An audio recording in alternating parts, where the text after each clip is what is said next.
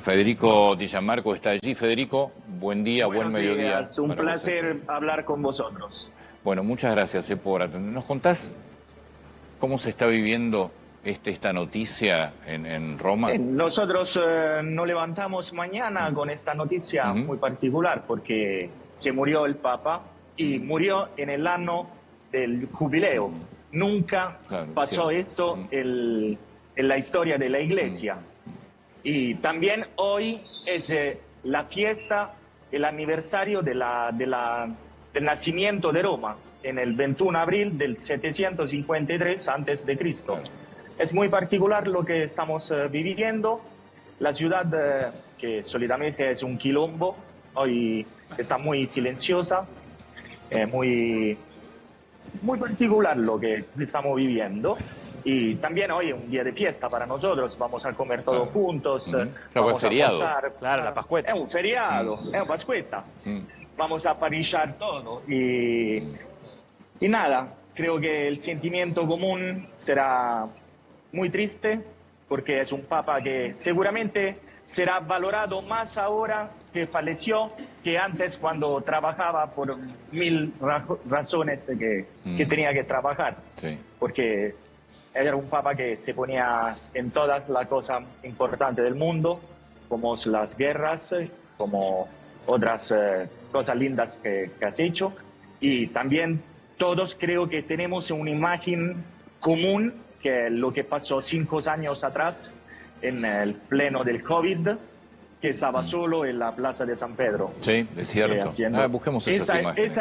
Esa es la imagen que tenemos todos de Francisco, creo. Sí, aparte, me parece que también uno podía esperar el fallecimiento de Francisco en los últimos 38 días que estuvo internado, sobre todo en 2 episodios muy graves. Ahora, se le dio de alta, ayer aparece públicamente, desde ya muy dañado.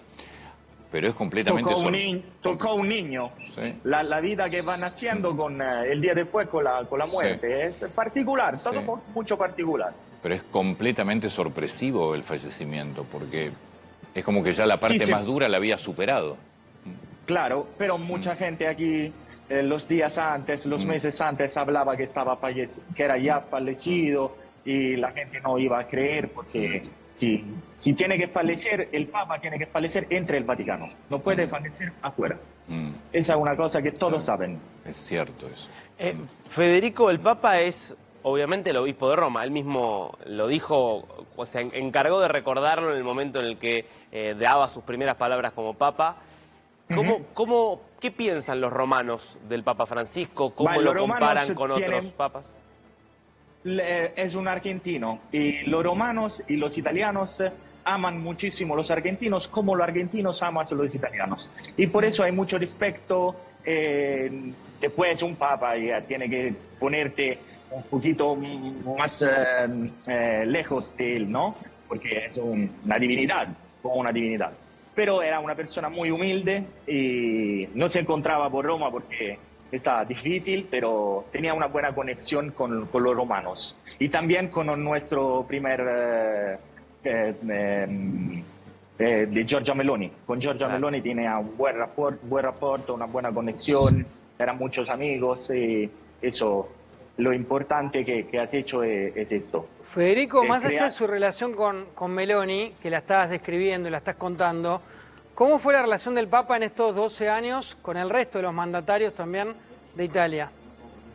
Aquí es un quilombo. La política fue un quilombo. Ahora, para mí, es mejor ahora lo que estamos viviendo.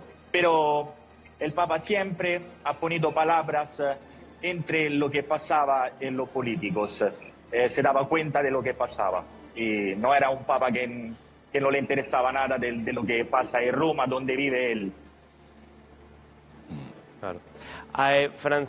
Federico, y pensando en estos días, en lo que se viene, ¿te imaginás una ciudad revolucionada? Creo menos de lo que pasó cuando falleció Papa Wojtyla. En aquel periodo fue un quilombo de gente, una locura. Nunca vi en mi vida como si Roma gana la Champions League, la misma cosa que puede pasar. ¿Y por qué no te imaginas lo mismo en este caso? Porque Roma no gana Champions League. No, ¿por qué no te imaginas lo mismo que con Botila? Sí, pero Roma es más difícil, ganando la Champions. Sí, claro, porque ahora la persona cambiaron. Todo tiene redes sociales, se pone atrás de un móvil y miran allá.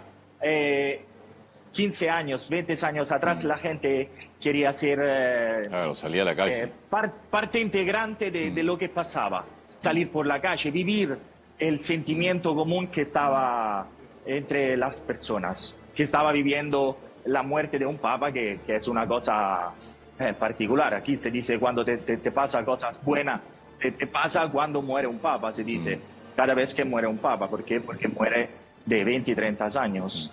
También es menos relevante, te pregunto, Federico, ¿es menos relevante la iglesia en sí mismo, en la comunidad romana, respecto a hace 20 años, o el peso que tiene hace 20 años cuando murió Botila? Pasaron muchas cosas malas entre la iglesia, entre el Vaticano, y la gente está más lejos del sentimiento cristiano, porque pasaron muchas cosas malas.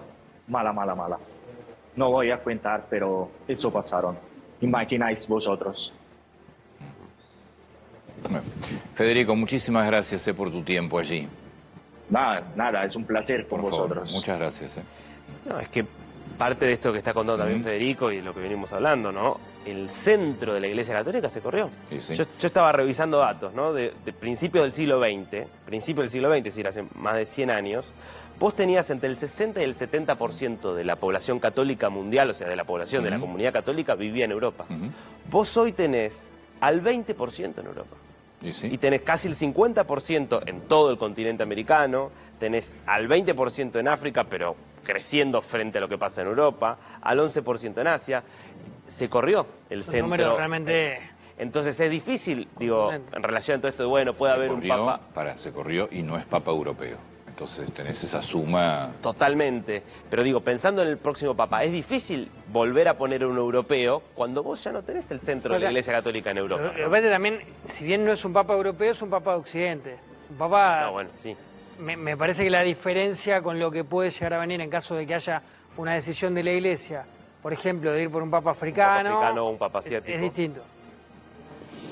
Es un enorme misterio lo que viene, porque, insisto, el 80% de los 135, 138, 140 electores, que son los cardenales menores de 80 años, fueron nombrados en 2023 por el Papa Francisco. Entonces, uno podría suponer que lo que va a venir es una corriente medianamente continuidad de la línea de Bergoglio, pero la verdad es que es un misterio, porque también dentro de la Iglesia hay muchas disputas internas. A ver, entendamos que estás hablando de un poder político enorme dentro de la Iglesia. No sé qué cantidad de católicos hay en el mundo. 1.400 más o menos. Estás hablando de una institución. Es China. De un país que representa... Que es, por un lado, es un jefe de Estado el Papa, pero con una influencia enorme en todo el resto, en gran cantidad de estados. Porque lo que es la Iglesia Católica en muchos estados tiene un poder gigantesco. Y además vos tenés todo un montón de un mundo cristiano no católico que igual mira al Vaticano, por más que no sea liderado oficialmente por el Vaticano, tenés a todo Occidente, toda la población occidental, que aunque pueda tener distintas religiones, aunque haya crecido mucho el agnosticismo en Occidente y el ateísmo incluso, igual sigue teniendo como referencia a la Iglesia. Tenés mucho avance. Sí, después tenés una disputa de poder religioso en el mundo importantísimo. Bueno, esto no puedes no verlo y no puedes no tomarlo en cuenta a la hora del próximo cónclave y la elección del Papa. El avance del Islam es gigantesco. Dato de Viena, que vi la semana pasada, que me pareció impresionante. Viena, ciudad, capital de Austria, estamos hablando, probablemente de las ciudades más icónicas de lo que es Europa occidental, en términos de su cultura, de su historia. Dato de el total de estudiantes primarios y secundarios, es decir, todos los chicos que están en la escuela en la capital de Austria, el 41% son musulmanes. Por eso vos tenés El primer grupo religioso en todas las escuelas, es decir, en todos los jóvenes en edad escolar, son los musulmanes. Recién el 30% son cristianos, divididos entre católicos y protestantes. Es decir, estás efectivamente en Europa frente a un avance impresionante del Islam, donde empieza a estar en crisis la propia Iglesia Católica y el propio cristianismo, digamos, porque acá incluye estos países que no son católicos, sino que son cristianos protestantes, y esto también lo están viendo quienes van a estar en el cónclave. Esa va a ser la discusión del cónclave para mí.